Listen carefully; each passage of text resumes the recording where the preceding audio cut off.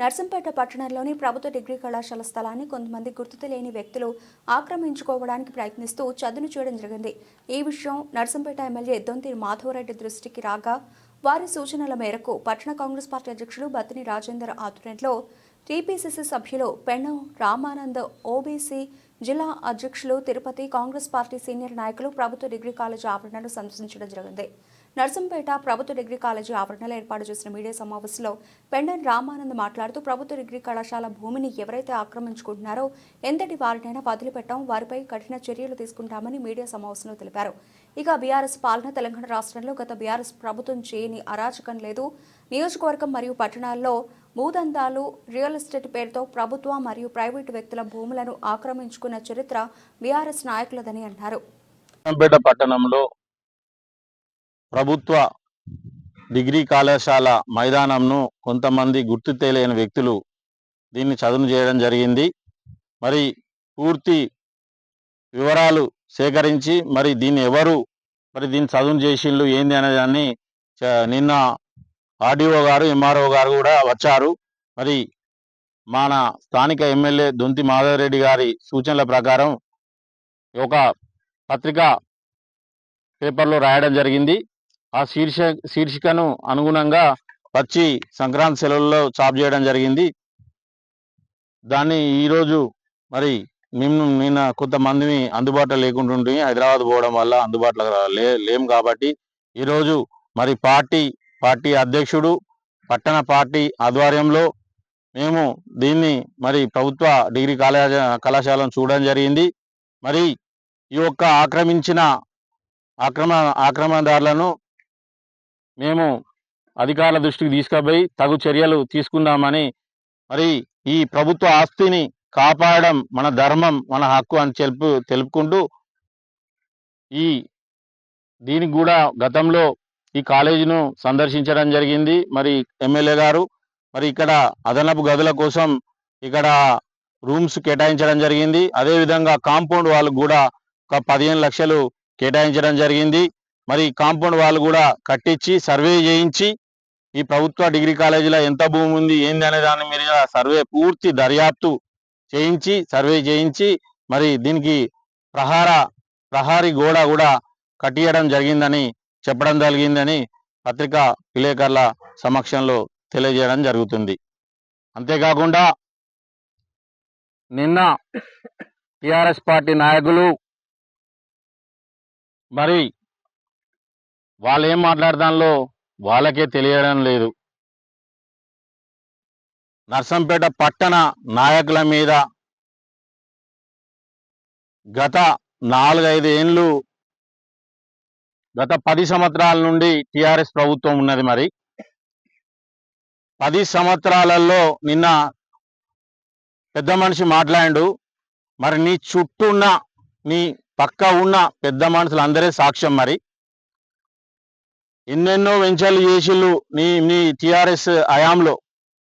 మీ యొక్క పక్క నాయకులను ఎక్కడి నుండో వచ్చి నర్సంపేటలో ఉంటాను, నర్సంపేటలో నుండి మొదట్టున్న నాయకులు వాళ్ళనే అడుగు సాక్ష్యం. మరి రామానంద్ ఎలాంటి వాడు, మరి పక్కకున్న నాయకులు అందరు ఎలాంటి వారు, మరి వీళ్ళు చేసిన వెంచర్లనే కానీ వీళ్ళు చేసిన ప్రతి ఒక్క వెంచర్లలో మరి మేము పోయి వీళ్ళ దగ్గర ఎంత వసూలు చేసినాం అనేది ప్రజలకు తెలుసు.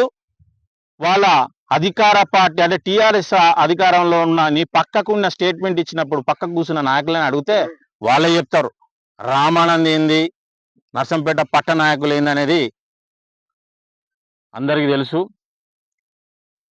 రవీందర్ రెడ్డి గారు మీరు అరాచకం అన్నారు. సిగ్గుచేటు. అరాచకమైన వాడును తక్షణమే నువ్వు వెనుకకు తీసుకోవాలి. తక్షణమే నువ్వు వెనుకకు తీసుకోలేదనుకో, అరాచకం చేసింది నువ్వు. నన్ను, నా కుటుంబాన్ని వ్యక్తిగతంగా నువ్వు అన్నావు, దానికి కూడా నేను సమానం చెప్తా.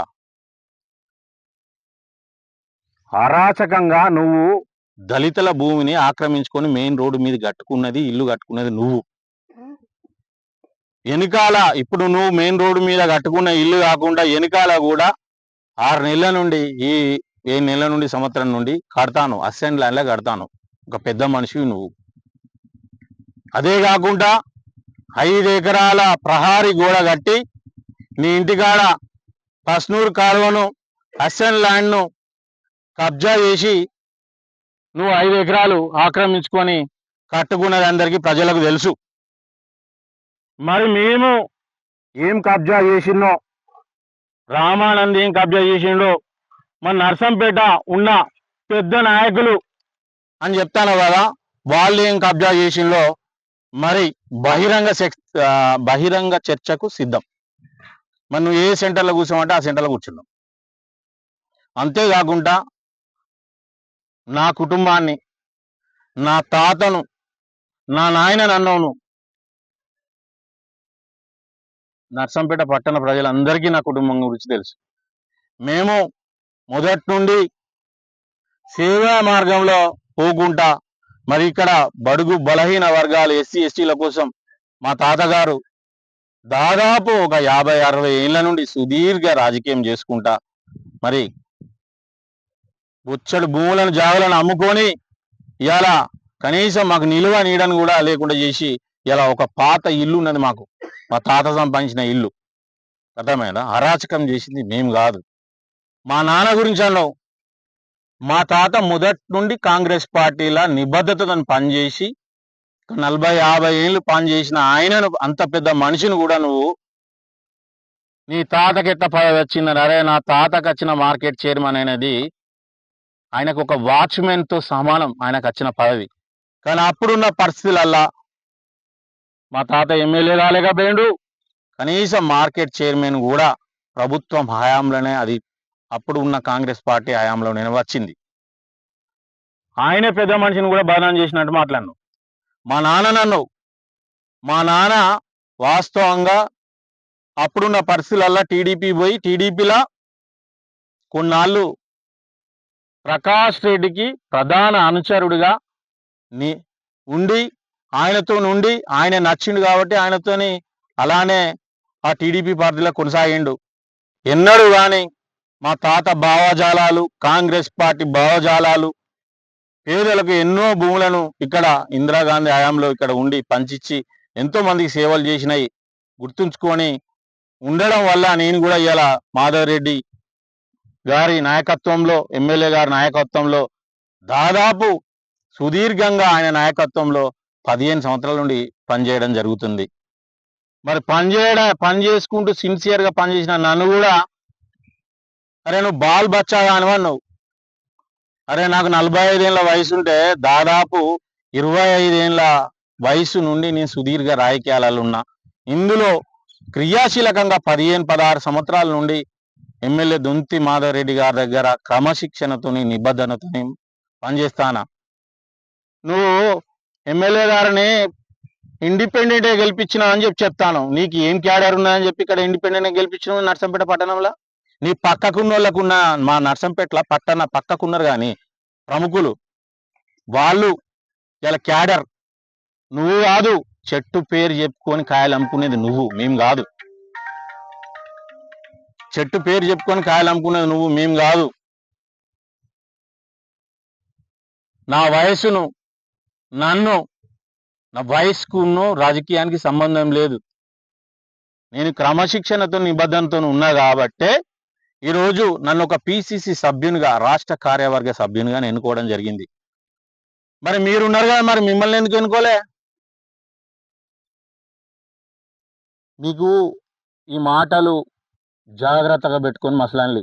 మీ భూములు మేము ఎక్కడ పేదలకు, బడుగు బలహీన వర్గాలకు, ఎస్టీ ఎస్టీలకు, పట్టణంలో వ్యాపారస్తులకు కానీ ఎవరికి కానీ నోట్ల నాలుక లెక్క ఉంటున్నాం.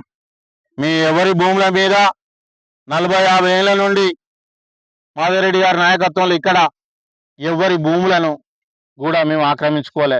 అందరికీ మేము ప్రతి ఒక్క కబ్జాలో ఉన్న భూమిల ఉండి అసెండ్ అయి ఉన్న వాళ్ళందరూ ఇవాళ కబ్జాలలో ఉన్నారు. వాళ్ళందరికీ మేము నీడ లెక్క, ఒక రక్షణ కవచం లెక్క ఉంటాం. మాధవరెడ్డి గారు కూడా ఎమ్మెల్యే ఎలక్షన్లలో మరి ఈ చిన్న ఫ్లాట్లు ఉన్న వాళ్ళకు, జాగాలు ఉన్న వాళ్ళకు, అసెండ్ భూములకు కూడా రెగ్యులరేషన్ చేస్తా అన్నాడు. అదే విధంగా రెగ్యులరేషన్ చేసే విధంగా కూడా మేము తోడ్పడతాం. ఈ చిల్లర మాటలు మానుకోండి. మేము వ్యాపారం ఎంతో కొంత చేసుకుంటా పట్టణంలో ఉన్న నాయకులు గౌరవంగా బతుకుంటా సేవే మార్గం అని చెప్పి మేము పోతాం. ఇక ముందు కూడా మేము అభివృద్ధి లక్ష్యంగా మాధవరెడ్డి గారి నాయకత్వంలో అభివృద్ధిని పట్టణాన్ని అన్ని అంగులలో అభివృద్ధి చేసుకుంటూ మేము 24 గంటలలో దాదాపు ఒక 15 గంటలు పార్టీకి కార్యకర్తలకు కంటికి రెప్పలేక కాపాడుకుంటామని చెప్పి ముఖ్యంగా నర్సంపేట పట్టణంలో ఉన్న ప్రతి ఒక్కలకు వ్యాపారస్తులకు కానీ ప్రతి ఒక్క రైతు కుటుంబాలకు కానీ మేము అందరికీ మేము రక్షణగా ఉంటామని చెప్పి తెలియజేసుకుంటూ ఈ బూటకపు మాటలు అరాచకమైన మాటను నువ్వు వాడు వెనుకకు తీసుకోకపోతే ఇక మేము ఇక సహించేది లేదు. మీలాంటి వాళ్ళ ఎంబడే పడతాం. రేపటి నుండే ఆర్డీఓకు ఎంఆర్ఓకు కలెక్టర్కి ఇచ్చి నీ భూములన్నింటినీ పేదలకు పంచే విధంగా మేము చేద్దామని చెప్పి సభాముఖంగా తెలియజేస్తున్నాను. ఈ పత్రికా విలేకరులకు మరి ఇక్కడ వచ్చిన మా నాయకులందరికీ నమస్కారం తెలియజేస్తున్నాను. నమస్కారం. కాంగ్రెస్ పార్టీ అధికారంలోకి వచ్చి సంవత్సరం 12 నెలలు అయిపోయి 13వ నెలలో అడుగు పెట్టింది. వచ్చిన కానుండి కూడా పేదల కోసం, పేదల అభ్యున్నతి కోసం, పట్టణ ప్రజల డెవలప్మెంట్ కోసం, పట్టణాన్ని అన్ని అంగుళాల్లో డెవలప్మెంట్ చేయడం కోసం మా గౌరవనీయులు ఎమ్మెల్యే దొంతి మాధవరెడ్డి గారు అన్ని అంగుళాల కష్టపడుతూ వారు ఈ రోజు నర్సంపేట పట్టణాన్ని ఒక సుందరంగా తీర్చిదిద్దడం జరుగుతుంది. ఈ రోజు ఏ పట్టణం ఏ వార్డులో పోయినా ఎక్కడ పోయినా ఒక యుద్ధ ప్రాతిపదికన పనులు నడుస్తున్నాయి. ఎప్పటికప్పుడు నాణ్యత లోపల నాణ్యత కూడా నడుస్తున్నాయి.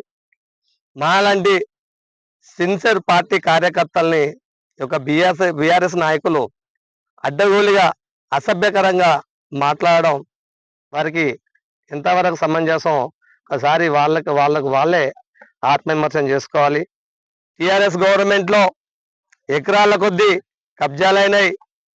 చాలా మంది పేద ప్రజల భూముల్ని వాళ్ళ పార్టీ నాయకులు గుంజుకొని 60 లక్షలని ఏర్పించడం జరిగింది. వందల కోట్లకు ఉన్నోళ్ళు కూడా గవర్నమెంట్ అసైన్ ల్యాండ్ భూములు కబ్జా చేసి ఈ రోజు కూడా వాటిని వాడుకుంటూ గవర్నమెంట్ ఆఫీసర్ కలెక్టర్ గారు వాటికకరణ గారు కూడా ఇది అసైన్మెంట్ భూమి అని ఆల్రెడీ రికార్డు ఇచ్చినా కానీ వాళ్ళ అధికారాన్ని అడ్డపెట్టుకొని ఇవాళ వాటిని రకరకాల వ్యాపారాలు చేస్తున్నారు. అదే మేము ప్రతిపక్షంలో ఉన్నప్పుడు అవన్నీ వెతికి తీసి కొంతవరకు అడ్డుకోగలిగినాం. ఇవాళ నేను మీకు ఒకటే తెలియజేస్తున్నాను, బీఆర్ఎస్ నాయకులారా, ఇప్పటికి కూడా నర్సంపేట పట్టణంలో ఉన్న ఏ నాయకుడైనా కాంగ్రెస్ నాయకుడు ఎక్కడైనా అవినీతికి పాల్పడి ఏ ఇల్లు కట్టిన కాడ కానీ, ఏ ప్లాట్ కాడ కానీ, ఏ సామాన్య ప్రజల కాడ కానీ ఒక్క 50,000 నుంచి ₹1,00,000 వసూలు చేసినట్టుంటే మేము దానికి పూర్తి బాధ్యత వహిస్తాం. కానీ మీరు రెడీయా? మీరు అధికారం ఉన్నప్పుడు మీ సోటబడ్డ నాయకులు, మీ 18 మంది కౌన్సిలర్లు ఎవరెవరు ఏమేం చేశారో, ఎక్కడెక్కడ ఎంతెంత వసూలు చేశారో అవన్నీ మా కాడ ఉన్నాయి. కానీ ఈ రోజు మీ నాయకుడు మిమ్మల్ని అడ్డుకోలేదు. ఎంత ఒత్తిడి దండుకోండి, ఎవరిని ఇబ్బంది పెడితే అంత ఎవరినైనా ఇబ్బంది పెట్టి ఎంత వీలుంటే దోసుకోండి అన్నట్టుగా మీకు ఎన్నిగాసున్నాడు. కానీ మా గౌరవ ఎమ్మెల్యే దొంతి మాధవరెడ్డి గారు ఎప్పటికప్పుడు మమ్మల్ని మానిటరింగ్ చేస్తూ మనం ఎప్పుడు కూడా ఇలాంటి తప్పు చేయొద్దు, తప్పు చేసే ఆలోచన మీకు రావద్దు, మీకు ఏ కష్టం వచ్చినా నేను ఉన్నా, మిమ్మల్ని ఆడుకుంటా, ఇన్ని రోజులు ఎట్లా బతికినామో, కలువు గంజో తాగి ఉప్పుడు ఉపాసం ఉండి ఎట్లా బతికినామో ఈ రోజు అధికారం వచ్చినాక ఇంకంతకంటే కఠినంగా కష్టపడి ప్రజలకు సేవ చేయాలి తప్ప ఎక్కడెవరం మనం ఎలాంటి తప్పులు చేయొద్దు, చేయకూడదని మా ఎమ్మెల్యే గారు ఎప్పటికో మాటివేషన్ చేస్తున్నారు. దానికి మేము పూర్తిగా కట్టుబడి పనిచేస్తున్నాం. కనుక టిఆర్ఎస్ నాయకులారా, మీరు ఇకనైనా ఈ సౌకర్యాలు మాటలు మానుకొని మీరు మంచిగా ఆలోచించి మర్యాదగా ఉంటే మేము మీ జోలికి రాము, మిమ్మల్ని ఎక్కడ గెలుకం. పార్టీలు పదవులు శాశ్వతం కాదు మాకు, మేము నైతిక విలువలకు కట్టుబడి పనిచేస్తున్నాం. ఇవాళ కాంగ్రెస్ లో పనిచేసే ప్రతి ఒక్క నాయకునికి వ్యాపారాలు ఉన్నాయి. జనం మీద పడి బతకవలసిన అవసరం లేదు. ప్రతి ఒక్కరికి వ్యాపారం ఉన్నది. వ్యాపారం చేసుకుంటూ 100 మందికి జీవనోపాధి కల్పిస్తూ అందులో మేము బతుకుతూ జనాలు సేవ చేస్తున్నాం తప్ప ఎక్కడ ఎవరిది తీసుకోలేదు. ఆ రోజు నుంచి ఈ రోజు వరకు కూడా ఎక్కడ తప్పు చేయలేదు. ఇక్కడ రెండు ఎకరాలు కబ్జా గురైంది అన్నారు. మా పార్టీలో ఏ నాయకుడు ఏ నాయకుడు కబ్జాకు పాల్పడ్డాడో చూపియండి, మీకు దమ్ముంటే ఇమ్మీడియట్లీ అతన్ని మేము పార్టీని సస్పెండ్ చేస్తాం. కానీ చూపించకుంటే మీరేం చేస్తారు? మీ పార్టీకి రాజీనామా చేస్తారా?